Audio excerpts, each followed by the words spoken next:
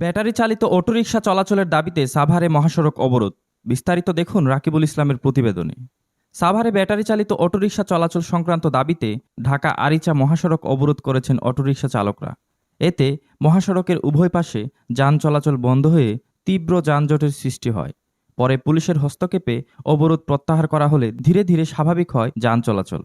বুধবার 24শে জানুয়ারি সকাল 11:30টার দিকে সাভারের পাকিজা এলাকায় ব্যাটারি চালিত অটোরিকশা চালকরা মহাসড়কের উপর অবস্থান নেন। প্রায় আধা ঘন্টা ধরে সড়ক অবরোধ থাকায় কর্মস্থলগামী মানুষ, শিক্ষার্থী ও সাধারণ পথচারীরা চরম ভোগান্তিতে পড়েন।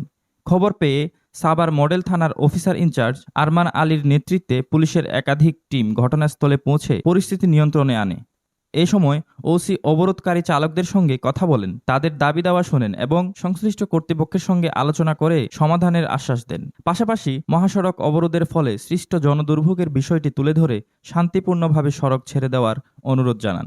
একটু দয়া করে আপনারা একটা প্রতিনিধি দেন। পুলিশের আশ্বাসে চালকরা মহাসড়ক থেকে সরে গেলে ধীরে ধীরে যান চলাচল স্বাভাবিক হতে শুরু করে। এই বিষয়ে ওসি আরমান আলী বলেন, মহাসড়ক অবরোধের কারণে সাধারণ মানুষ ভোগান্তিতে পড়ছিল। চালকদের সঙ্গে আলোচনা করে শান্তিপূর্ণভাবে পরিস্থিতি নিয়ন্ত্রণে আনা হয়েছে। আইন শৃঙ্খলা স্বাভাবিক রাখতে পুলিশ সর্বদা তৎপর রয়েছে। উল্লেখ্য, আইন অনুযায়ী ব্যাটারি চালিত রিকশার মহাসড়কে চলাচল নিষিদ্ধ।